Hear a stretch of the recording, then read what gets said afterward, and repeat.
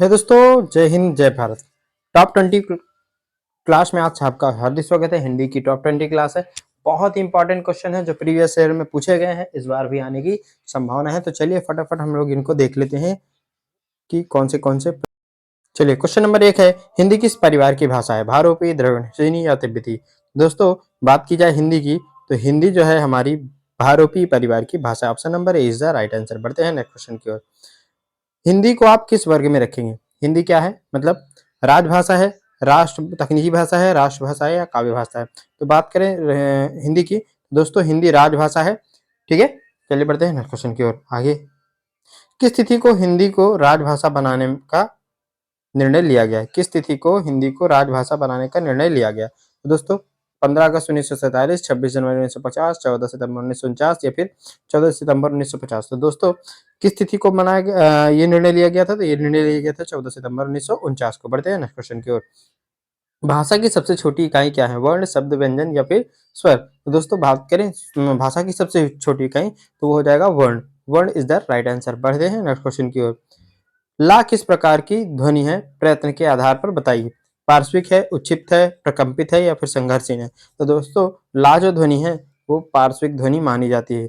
ला पार्श्विक, याद रखना। आगे बढ़ते हैं नेक्स्ट क्वेश्चन की ओर। शुद्ध वर्तनी का चयन कीजिए। ये वाला ज्येष्ठ सही है कि ये सही है कि ये सही है कि ये सही? ABC में बताइए कौन सा सही है? तो सही आंसर हो जाएगा ऑप्शन नंबर सी, ज्येष्ठ आपका सही जवाब हो जाएगा। चलिए बढ़ते हैं, पावक में कौन सी संधि है? अयादि, यण, वृद्धि या फिर दीर्घ? तो देखिए बहुत बार पूछा जाता है पवन और पावक। दोस्तों इसमें है अयादि संधि। इसका विच्छेद कैसे बनेगा? आप कमेंट सेक्शन में जरूर बताना। उपसर्ग कहाँ लगते हैं? ठीक है, उपसर्ग कहाँ लगता है? वाक्य के आगे, शब्द के आगे या फिर अक्षर के आगे या फिर शब्द के पीछे? तो दोस्तों बात करें उपसर्ग की, तो उपसर्ग कहाँ लगता है? उपसर्ग लगता है शब्द के आगे। Option number B is the right answer. बढ़ते हैं नेक्स्ट क्वेश्चन। किस शब्द में उपसर्ग नहीं है? अपवाद, पराजय, प्रभाव या जोड़ना? तो दोस्तों किसमें नहीं है उपसर्ग? देखिए ए में अप है, परा है और इसमें प्रा है। जोड़ना में कोई उपसर्ग नहीं है, यानी option number D is the right answer. D आपका सही जवाब हो जाएगा। बढ़ते हैं नेक्स्ट क्वेश्चन की ओर। दो या दो से अधिक शब्दों से मिलकर बने हुए नए सार्थक शब्द क्या कहलाते हैं? ठीक है, तो दो या दो से अधिक मिलकर बने हुए नए सार्थक शब्द कहलाते हैं समास। ठीक है, दो वर्णों से मिलकर बनना तो वो हो जाएगा संधि। ठीक, लेकिन यहाँ शब्द है तो शब्द के साथ समास हो जाएगा। चलिए बढ़ते हैं नेक्स्ट क्वेश्चन की ओर। चक्रपाणी में कौन सा समास है? बेभाव, बहुब्री या फिर कर्मधारय या फिर तत्पुरुष? तो दोस्तों चक्रपाणी यानी भगवान विष्णु की बात हो रही है, तो कौन सा समास है? बहुब्रीहि समास। Option number B is the right answer. B आपका सही जवाब है। बताए नेक्स्ट क्वेश्चन की ओर। कमल किस प्रकार का शब्द है? रूढ़ यौगिक, यौगिक, योग रूढ़ या इनमें से कोई नहीं? तो कमल किस प्रकार का शब्द है? तो कमल है योग रूढ़। Option number C is the right answer. बढ़ते हैं नेक्स्ट क्वेश्चन की ओर। वह घर से बाहर गया, इस वाक्य में से का कौन सा कारक है? कर्म, संप्रदान, अपादान या फिर अधिकरण? दोस्तों घर से बाहर गया तो यानी क्या हो रहा है? घर से बाहर गया तो यहाँ पे कौन सा कर्ता ने कर्म को करण से यानी संप्रदान इज द राइट आंसर। ठीक है, चलिए बढ़ते हैं आगे की ओर। चलिए हाँ, लेकिन अलग हो रहा है तो अपादान भी हो सकता है। लिंग की दृष्टि से दही क्या है?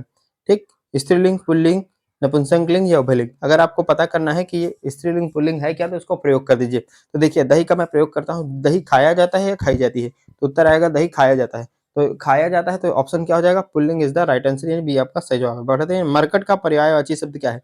मरकट मतलब क्या होता है? पानी, पुत्र, बंदर या फिर मित्र? तो दोस्तों मरकट मतलब होता है क्या? बंदर। चलिए बढ़ते हैं नेक्स्ट क्वेश्चन की ओर। अध का विलोम शब्द क्या है? इति, अंत, इति, अर्थ या अंध? तो दोस्तों अर्थ मतलब शुरुआत, अर्थ का अंत क्या हो जाएगा? इति मतलब खत्म। चलिए बढ़ते हैं आगे की ओर। जिसे बुलाया ना गया हो। ठीक है, अनाहुत, अम्बोला, अतिथि या अभ्यागत? तो जिसे ना बुलाया गया हो वो कहलाएगा अनाहुत, यानी option number A is the right answer. बढ़ते हैं नेक्स्ट क्वेश्चन की ओर। ईश्वर तुम्हें सफलता दे, किस प्रकार का वाक्य है? प्रश्नवाचक वाक्य, ये विश्व लिख गया है। विस्मयवाचक वाक्य, निषेधवाचक वाक्य या इच्छावाचक वाक्य? तो ईश्वर तुम्हें सफलता दे, तो ये किस प्रकार का वाक्य है? ये है इच्छावाचक वाक्य, यानी option number D is the right answer. बढ़ते हैं नेक्स्ट क्वेश्चन की ओर। चिकना घड़ा होने का क्या तात्पर्य? चिकना होना, समृद्ध होना, निर्लज होना या भयभीत होना? तो दोस्तों चिकना घड़ा होने का तात्पर्य ये है कि वो उसकी बात कर रहा है कि आदमी क्या है? निर्लज है, यानी option number B C is the right answer. C आपका सही जवाब है। बढ़ते हैं नेक्स्ट क्वेश्चन की ओर। बाल चित्र में कौन सा कवि श्रेष्ठ है? हरस खान, मीराबाई, तुलसीदास या सूरदास या फिर कबीरदास। तो दोस्तों बात करें बाल चित्रण की तो सबसे बेहतरीन कवि हैं कौन? सूरदास, यानी option number C is the right answer. ये हो गए आज के आपके 20 क्वेश्चन। पसंद आए हो तो वीडियो को जरूर लाइक करिए, साथ ही वीडियो को शेयर भी करिएगा और चैनल को जरूर सब्सक्राइब करिएगा। मिलते हैं तब से अगले वीडियो में। जय हिंद, जय भारत।